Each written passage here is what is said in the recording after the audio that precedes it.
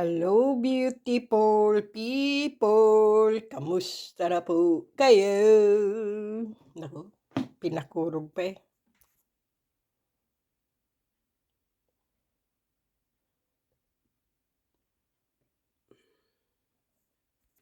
Beautiful people, yung mga nagtatanong po, Ma'am, paano po ko malaman nakasali po ako sa parapol nyo po? Ganito, beautiful people, nalagyan ko po kayo ng puso. Alam ko na po, at alam nyo po, nabasa ko po ang inyong pangalan po, no? Yun po, yun. Pagka napusuan ko na po, alam ko na po yun. Kasi ayaw ko po magdoble-doble pangalan nyo, beautiful people eh. Pagka wala pa pong puso, yun po ay hindi ko pa po nasusulat yung pangalan po. Pagka napusuan ko po, naisulat ko na po yung pangalan. Okay, beautiful people? Kasi po sa dami nyo po, beautiful people eh. Busy rin po ako sa trabaho. Kaya pinupusuan ko lang po. Tapos tinitingnan ko po sa aking notebook kung naisulat ko na yung pangalan na iyon. Kasi ayaw ko po magdoble ang pangalan po, no? Kaya naisulat ko na po yung mga pangalan nyo, beautiful people. Pag nanalo po, dito ko po nilalagay ang pangalan sa loob po. Tapos po, pinapadala ko po ito. Nandyan na po ang inyong pangalan para alam nyo na po kung sino po kayo. Ganoon po yung aking parapol po. Pagka nagpaparapol po ako, yung pangalan po, kung ano po yung dito ko po nilalagay sa loob, beautiful people, no? Diyan po sa loob, kung sino po yung nanalo. Kaya, wag po kayong mag-alala, beautiful people, kung nakasali kayo o hindi. Kasi po, pag napusuan ko po, yun, alam nyo na po, naisali na pala ako doon, na isulat ko na. Kasi sinusulat ko po yung mga pangalan ng mga subscriber ko po eh. Kahit nga po hindi niya alam na ako'y nagparapol po, sinulat ko rin po kasi subscriber ko po eh.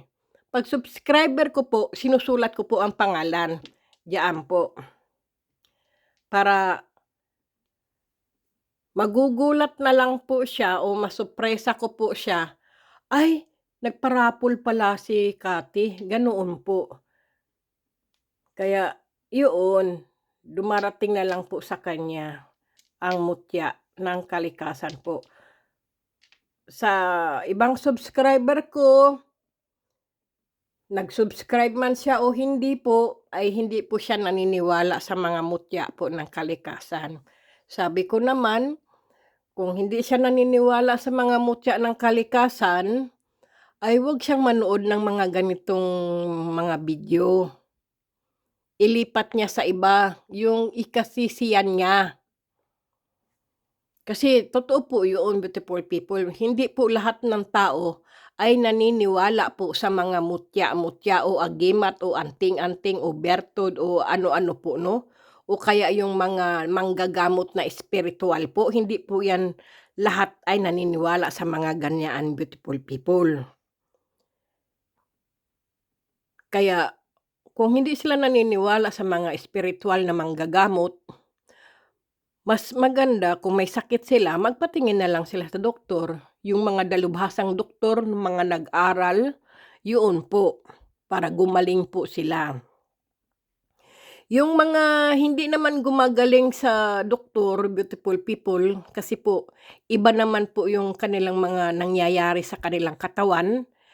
Yung hindi natin alam na kahit anong punta niya sa doktor, kahit anong walang pending na ganito ang sakit niya o hindi alam ng doktor na anong klaseng sakit mayroon siya. Totoo po 'yan, hindi mahanap po ng doktor. Yun po yung mga nakukulam, nababarang, na yung tawag diyan, yung nasasaniban ng mga masasamang espiritu po, no? o kaya po gaya ng mga maligno, engkanto na hindi natin nakikita, mga nagkakagusto na mga tikbalang o maligno o kaya yung mga kapre. Naku, beautiful people, marami pong gano'n sa atin. Kahit po ngayon ay 2023 po o 2024, meron beautiful people. Habang may mga puno po tayo at may kabundukan o bukid po. Diyan po kasi naninirahan sa mga puno po 'yan, beautiful people, na hindi natin nakikita. Tayo nakikita nila, pero tayo hindi natin 'yan sila nakikita, nagpaparamdam lang po 'yan. Kaya minsan nagpaparamdam po 'yan, minsan natatakot tayo kasi nagugulat tayo, eh. Pero tapos lalo't bibiglain tayo, siyempre pagka binigla tayo talagang magugulat tayo at tatakbo tayo ng matulin. Pero kung yung dahan-dahan po siya magpapakita po at ano, malalaman mo, "Ay, may tao pala rito na hindi natin kauri." Ganoon po. Tapos kung lalo na po ikaw ay may third eye, beautiful people, 'no, kung ikaw po ay may third eye, siyempre po talaga naman makikita mo po 'yan kahit saan ka, kahit sa pagtulog mo, kahit sa paggising mo, kahit saan ka lumingon o tumingin, nakikita mo ang kabilang mundo, anong mayroon doon. Ganoon po ang may mga third eye, beautiful people. Nakikita nila at nakakausap nila kahit sino po 'yan. Totoo po 'yun, beautiful people. Ang akala niyo po yung may mga third eye, mga baliw o may mga sira ang ulo, hindi po. 'Yan po ang kanilang bigay ng Panginoon Diyos sa kanila. Nagkaroon sila ng ganiyang galing po 'yun ang tawag do'n, mga may galing sila. Paano nila nakakausap o nakikita. Pero yung iba naman po ayaw nila ng ganoon, natatakot po sila kasi siyempre naman, beautiful people, sino namang hindi matatakot po sa mga nakikita po, 'no? Kasi iba po ang sa kabilang mundo po, eh. Totoo po 'yan. Makikita mo mga maligno na hindi kauri natin, hindi hitsura natin, mga iba-iba ang kanilang mga hitsura. Tapos mga multo, yung mga espiritu na namatay na po, nakikita nila kung anong hitsura po niyaan. Kung naaagnas na po o namatay na ano po ba, yung nadisgrasya, siyempre kung ano yung hitsura nila nung namatay sila, gano'n din ang hitsura nila sa kaluluwa po nila 'pag nagpapakita po 'yaan. Kasi po meron po akong kaibigan, yung kapatid niya po, yun ang mga kuwento niya po. Kasi nga may third eye po. Kung ano daw yung ikinamatay ng mga tao po, kung anong ang hitsura po, ganoon din po pala. Nakakatakot pala po, 'no? Tapos halimbawa po yung nadisgrasya po, 'no, kung ano man po nangyari sa kanila, namatay silang ganyan. Kung ano pong ikinamatay nila, ang kanilang kaluluwa o ano po, makikita ng mga may third eye po, ganoon pala.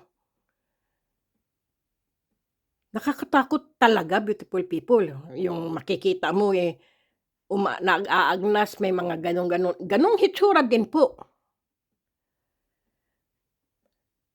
Tapos meron daw ano, yung namatay na natulog lang, kay ganda-ganda, gano'n din po ang hitsura, yoong namatay na yoon, gano'n pala po. Gano'n ang hitsura rin. Pero yung namatay na ano po, yung agnas na, yung nakakatakot na daw po yoon. Totoo po yoon. Tapos mga nakikita niya mga tikbalang, kapre, maligno, kung ano-ano, beautiful people na mga hindi natin nakikita, beautiful people, sa kabilang ano, 'no, mundo ng mga ano po, 'no, na hindi natin kagaya, kauri. Nakakatakot talaga, beautiful people, hindi nila gusto.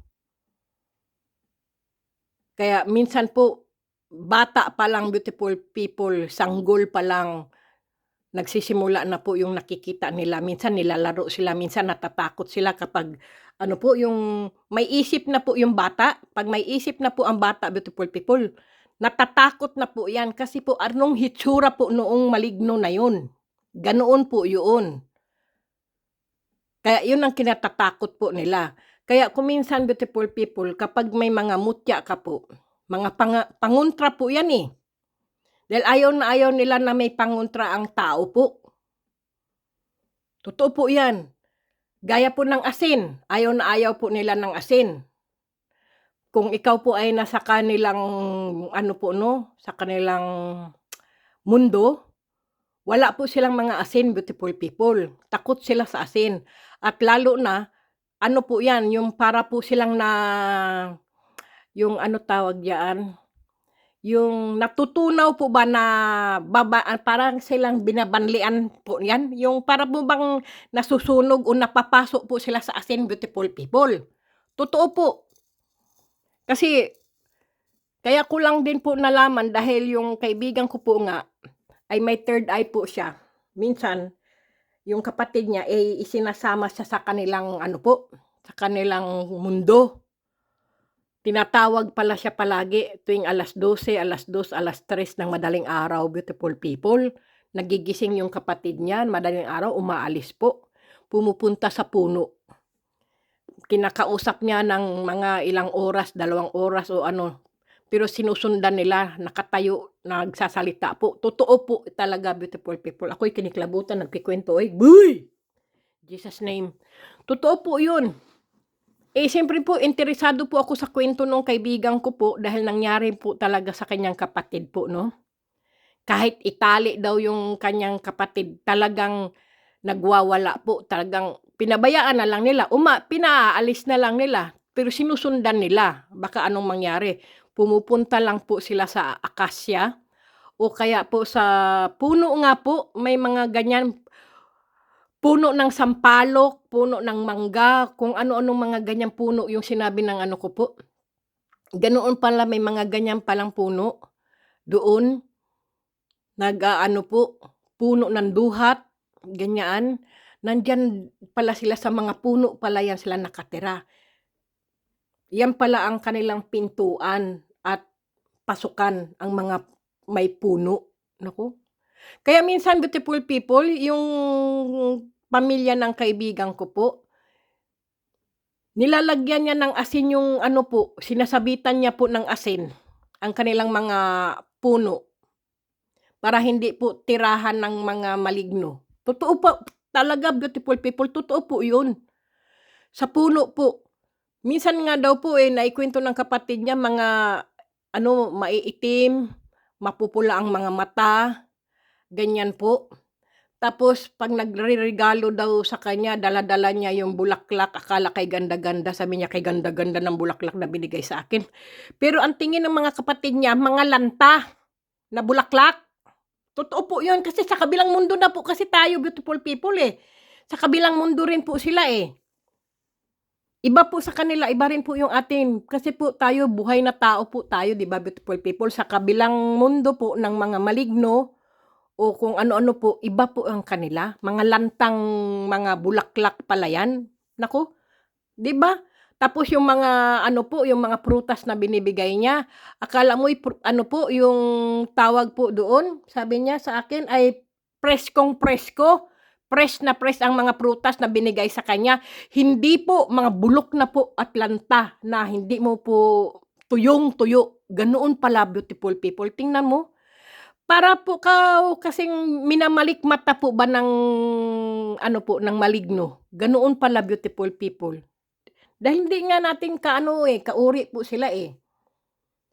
Pero kung meron tayong mga mutya ng kalikasan, beautiful people, sa mga naniniwala, beautiful people, mga disclaimer lang po, ha. Ang kuwento ko po ay hindi po sa akin kundi yung pong kaibigan ko na may kapatid po, ikinuwento lang po sa akin. Eh, ikinuwento ko na rin po sa inyo, ko na lang din po. Pero disclaimer lang, beautiful people, kung naniniwala po kayo, okey po. Eh, kung hindi po, ay wala po tayong magawa, beautiful people. Wala pong namimilit sa inyo. Kasi po pagka may mga ganito po tayo, lalo na yung may mga alam na mga tigal po, yung mga bulong, yung bubulungan ka po sa hangin, magkakasakit ka o anong mangyari sa'yo, may ganoon po talaga, beautiful people. mga orasyon na mga ano po 'yun, marami po silang pinag-aaralan, marami silang kinakabisadong mga Latin na hindi natin alam po 'no. Kaya sabi ko nga po sa inyo beautiful people, hindi po kayo hingi ng mga orasyon na mga Latin na hindi niyo po alam ano ang ibig sabihin po noon. Baka tinatawag niyo po ang mga demonyo na tuwang-tuwa naman, "Aha! Tinatawag ako nitong ano na 'to, sige subukan natin, lapitan natin." Ngayon po lalapit po 'yan sa inyo ang demonyo beautiful people. Pero kung ang Latin po ay tungkol po sa Diyos, sa Panginoon Diyos po 'no, kasi po noon iba po talaga ang salita natin, yung mga salita po ng ibang bansa o ibang ano po nun, mga tao nung kapanahunan po bang ibig ko pong sabihin. Iba po ang mga salita-salita po noon. Mga Latin siguro po 'no, na hindi natin alam. Kaya yun po nababanggit. Kaya nga beautiful people, yung mga gustong magkaroon ng mga orasyon o lalo na't mga Latin po, kailangan beautiful people, itanong niyo po sa mga eksperto, ano po bang ibig sabihin nito? Baka ako po'y nagtatawag na po ng demonyo, tapos po, lumapit sa akin hindi na ako makatulog. Alam niyo beautiful people, minsan po may mga Latin po ako, sumasakit po matindi ang aking ulo beautiful people. Kahit bigat-bigat para pong may bato sa ulo ko na buhat-buhat ko po. Kaya hindi po ako nag-aano po ng mga Latin na orasyon po, hindi po. Diretso lang po ako sa Panginoon Diyos po, yung dasal ko po, kung ano yung nalalaman kong dasal sa simbahan, yun lang po ang akin. At kung anong dasal ko po sa nalalaman ko nung kabataan ko po, yun lang din po tungkol sa Panginoon Diyos. Banggitin niyo lang po lagi ang ano po, ang Jesus name po. Pagka anong nakita niyo sabihin niyo po, Jesus name, Jesus name. Alam niyo po, napakaliwanag po ng inyong ulo, parang preskong-presko. Gaya po ngayon, bagong gising po ako, preskong-presko po ang aking ulo kapag bumabanggit po ako ng Jesus name po. Totoo po 'yan, beautiful people. Kung alam niyo po, sa Tagalog, yung ano po, yung Ama namin at luwalhati sa Ama, Aba, Ginoong Maria, ano po, mga ganiyang ano po ba, yung mga nagro-rosaryo po tungkol sa Panginoon Diyos sa mga simbahan po, sa mga ano natin, beautiful people 'no. Ang sarap-sarap ng pakiramdam po natin, beautiful people. Para bang nagtatalsikan yung mga pumapaloob sa ating katawan po. Kasi minsan po hindi natin alam mayroong sumanib pala sa ating espiritu.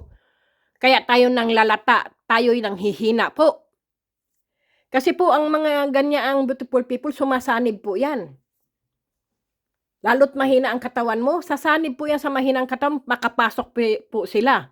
Pero kung ang katawan mo po at malakas ang resistensya mo, beautiful people, never po 'yan makapasok sa iyong katawan po. Lalo't ang iyong katawan at isip po ay puno ng dasal ng Panginoon Diyos, beautiful people 'no, galing sa langit po. Naku, never ka pong pasukan nila, never po 'yan na anuhan po yung balakan ka ng pasukin ko katawan nito 'pag natutulog. Hindi po kayo makapasok po. Lalo na po may mga asin po kayo sa ilalim ng inyong ano po, papag o kama, tapos may asin po kayo minsan sa inyong ulunan po. Ang sarap po ng tulog niyo, beautiful people. Never po 'yan. Tapos po may mga ano po kayo, kristal, may mga kristal po kayo sa inyong bahay. Never po 'yan makapasok ang masamang espiritu po sa inyo, beautiful people. Magbibigay pa po 'yan ng swerte sa inyo, beautiful people, ha. Ano lang po, disclaimer lang, beautiful people, sa mga naniniwala lang po, ha. Kasi po mamaya ano-ano na naman po ang magsabing gano'n. Alam niyo beautiful people, kailangan po magsalita po tayo, hindi yung nakakasakit, para hindi tayo nagkakasala. Kasi po nagsasalita ka po, nagkakasala ka beautiful people kapag nagsalita ka ng masama sa kapwa po.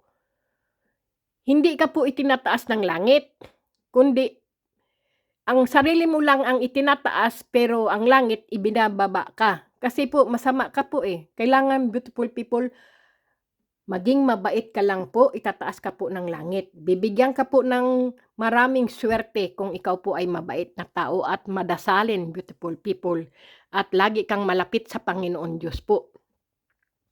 Totoo po yun, beautiful people. Lagi nandyan po yan.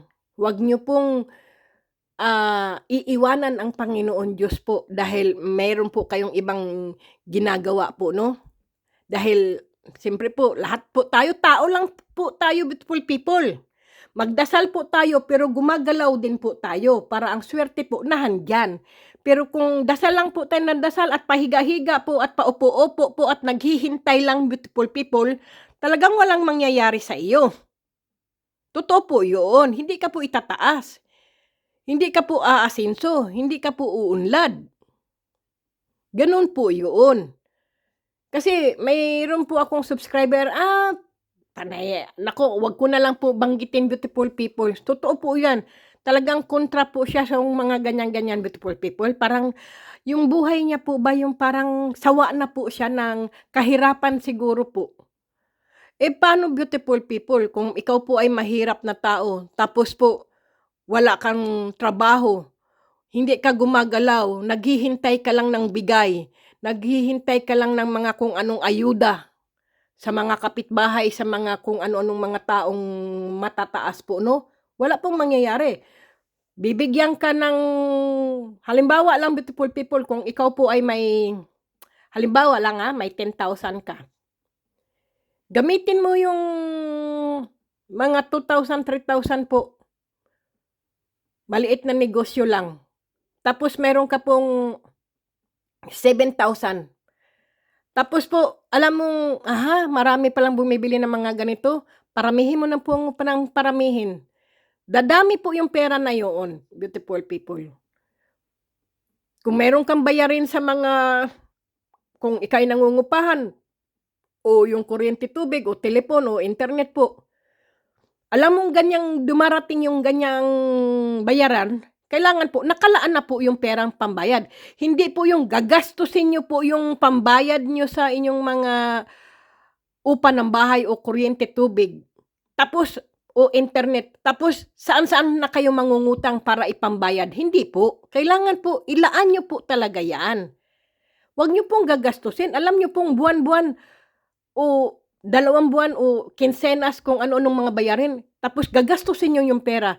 Ngayon, hindi nyo alam kung saan kayo hahanap ng ganong pambayad sa inyo. Ngayon, naputulan kayo. Ngayon, nawalan kayo. Tapos wala pa kayong kakainin. Dahil ano-ano po pinagagawa nyo sa pera, beautiful people. Alam nyo po, ang pera ay mahirap po yung pagtrabahuan. Mahirap po yung hanapin. Tapos ganun-ganoon nyo lang gawin. Kaya, nasa inyo po talaga, beautiful people, bakit kayo hindi umaasenso po? Sasahod kayo ng 20,000. Gagastos naman kayo ng mga mahigit 20,000. Oh, wala din, zero din. Kailangan, alamin nyo po ang gagastusin nyo po. Kumbaga po, magtipid po. Babadgetin nyo po. Kung ano na naman ang mabibili nyo, unahin nyo lagi ang pagkain, beautiful people. Kasi po, ang pagkain po mahalaga. Pero yung mga bagong damit, bagong sapatos, bagong bag, huwag nyo po yan unahin. Lalo't meron naman pala kayong mga lumang bag yan. May mga damit pala kayo. Hindi naman kayo hubo na lalakad o aalis ng bahay po, no? Mga lumang damit po, pagka malinis po, pwede po yung suotin. Hindi. Nakikiano rin kayo ng mga, bago-bago. Yun po ay kayabangan, beautiful people. Kayabangan po yun. Yung bibili ka ng laging bago ang bag mo, bago ang damit mo, bago ang sapatos mo. Kayabangan po yun. Kahit wala ka po ay gusto mo din mayroon, ay hindi po. Kung sino po yung mga lumang gamit, beautiful people, yun po ang may mga pera. Kung sino yung laging may mga bagong gadget, may mga bagong damit, sapatos po, yun po ang mga walang pera. Totoo po yun, beautiful people.